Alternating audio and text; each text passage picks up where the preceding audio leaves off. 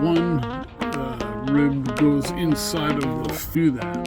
The transmission is, or not ring, but rib on the inside the fitting that you need a 1/4 inch, and so that's what you need if you're going to do a Ford transmission.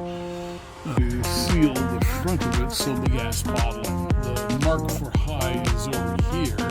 A little lower than the top of the radiator, but I guess they want that. So now I am trying to so that I can add about 1/2 quart of Mercon ATF. If you look at it, you can see it even be more than that. Let me find my funnel here before I go cuckoo. No past, no fear.